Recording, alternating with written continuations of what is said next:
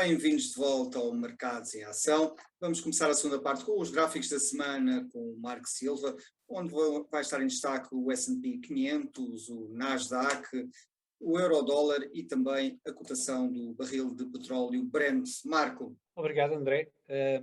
Com efeito, estamos numa altura de decisões, mas com bastante indecisão no mercado. Estamos aqui numa situação quase a meio caminho de um trajeto, mas onde existe bastante ruído sobre a possibilidade de não fazermos o trajeto todo. E a semana passada, como nós pudemos verificar, tivemos aqui um comportamento bastante interessante e positivo do setor acionista, nomeadamente das tecnológicas. As tecnológicas tiveram de novo a potência por parte dos investidores que decidiram colocar mais risco em cima dos seus portfólios. Portanto, houve aqui a rotação de capital, alguma correção de rotação de capital, ao invés do que tinha acontecido há umas semanas. Podemos ver que o setor energético aqui esteve negativo, o Brent não teve um comportamento muito positivo e, portanto, o setor ressentiu-se, mas de resto foi um verde claro nas tecnológicas, com exceção do setor dos semicondutores. Este setor é muito relevante e costuma-se dizer que um comportamento negativo dos semicondutores não é bom sinal a médio prazo para a economia. Aqui, a nível global, podemos ver que o comportamento das praças financeiras não foi assim tão bom, nomeadamente na Europa, mas também no Brasil. A Vale teve aqui uma desvalorização. E depois, em termos de setores, podemos ver que houve aqui, em termos semanais, aqui alguns ganhos. Curiosamente, o setor dos semicondutores, em termos gerais, teve um comportamento positivo, mas em termos específicos, houve empresas que tiveram mau comportamento com a ASML, e podemos ver aqui o setor de produção ou exploração do ouro, que também teve um comportamento negativo. De resto, os Estados Unidos muito superiores em termos de performance em relação à Europa.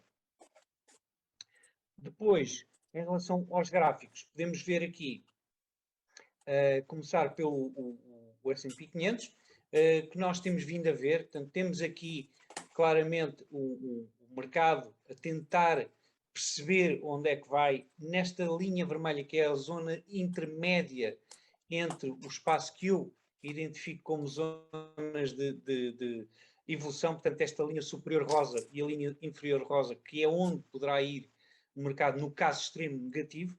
Portanto, das duas, uma, ou irá aqui à linha verde, bate e vem para baixo, ou então irá à linha azul e conseguirá quebrar estes máximos de curto prazo.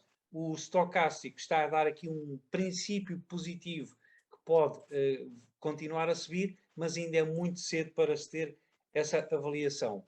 Aqui o Nasdaq a mesma coisa, tem aqui a média móvel dos 20, aliás, períodos, como fator primário de resistência. Depois, o Brent, que temos também andado a seguir de perto, conseguiu fechar a semana passada ou ontem, na sexta-feira, acima da média móvel dos 200 períodos, o que é muito interessante, mas vamos ver se consegue realmente ir testar as médias móveis de menor duração ou se vem testar imediatamente aqui esta linha de tendência a vermelho que está nos 90 dólares. São os dois pontos fulcrais para já. Por fim, o euro-dólar, que depois de quebrar aqui esta linha de suporte amarela, reparem que ele andou aqui a testar primeiro, depois veio testar uma segunda vez e quebrou, e depois tentou recuperar essa linha amarela, não conseguiu, reparem aqui, e então veio aqui agora para muito perto da linha vermelha, onde deverá haver uma zona de suporte muito perto da paridade. E, portanto, é este o panorama para já do mercado. Portanto, com muita decisão a ser tomada por parte dos investidores, com os gráficos aqui a precisarem de clarificação, mas estamos numa fase claramente também de muitas incertezas. E é tudo, André. Obrigado, Marco. Filipe, olhando aqui um pouco para o petróleo, temos visto nas últimas semanas previsões díspares, também dependendo um pouco do ângulo pelo qual se olha para o petróleo. O JP Morgan previu recentemente que o Brent pode atingir os $380 por barril, uma enormidade. Isto num cenário extremo em que a Rússia iria reduzir substancialmente a sua produção diária. Já o Citigroup prevê que pode recuar para $65 se a economia global entrar em recessão, e o Goldman Sachs prevê que irá ficar, ou irá atingir, aliás, os $140, mesmo que haja uma recessão global, porque a procura vai continuar em alta. Como é que podemos navegar aqui no meio de tanta previsão e no meio de tanta incerteza? Como é que analisas? Quase que apetece dizer que alguém vai acertar, não é? Mas diria o seguinte, quer dizer, este mercado, como qualquer mercado, é oferta e procura.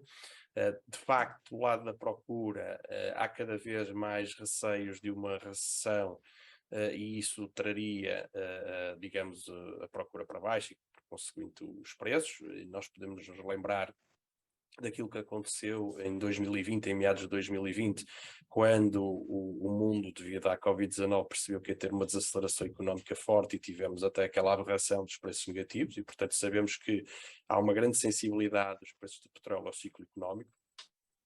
Do outro lado, temos os aspectos da oferta.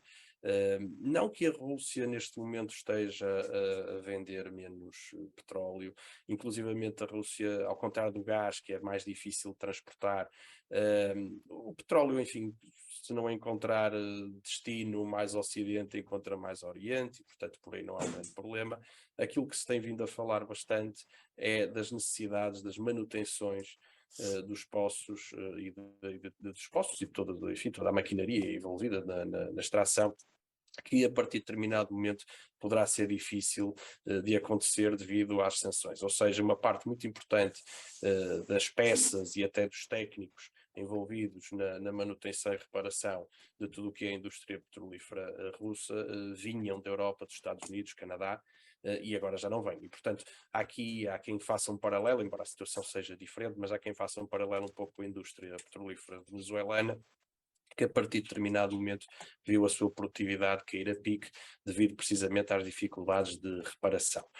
E eu creio que é entre essas duas dinâmicas que está neste momento o preço. Eu já referi há algum tempo atrás, arrisquei-me no início do ano quase a dizer que os $140 mais ou menos que foram vistos no Brent tinham sido o máximo do ano, e continuo para já até agarrado a essa ideia, porque penso que naquela altura houve ali de facto até um conjunto de aspectos técnicos e de alguma emoção ligados à transação que fizeram disparar esses preços.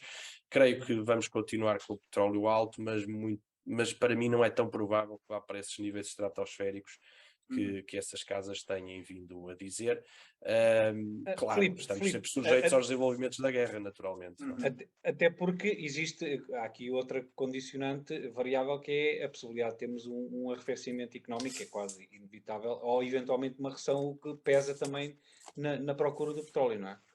Não, exatamente isso. Ou seja, foi como comecei por enquadrar esta questão, que este é um mercado de oferta e de procura.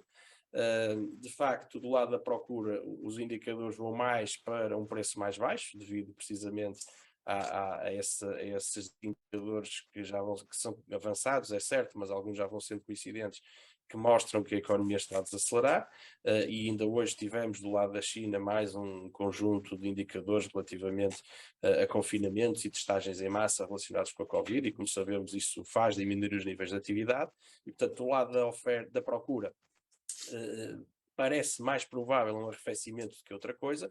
Só não está o petróleo a cair mais, digamos assim, porque há estes constrangimentos do lado da oferta também. Porque... Sim.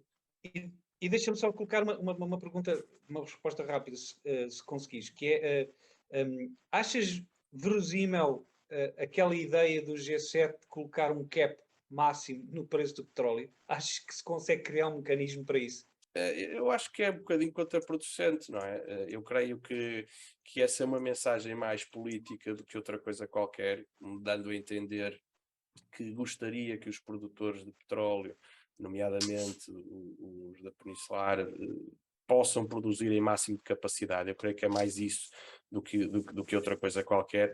Acho que estar a colocar caps no preço nesta fase não me parece que seja a melhor maneira, francamente. Filipe, obrigado. Vamos agora para outro breve intervalo e regressamos já.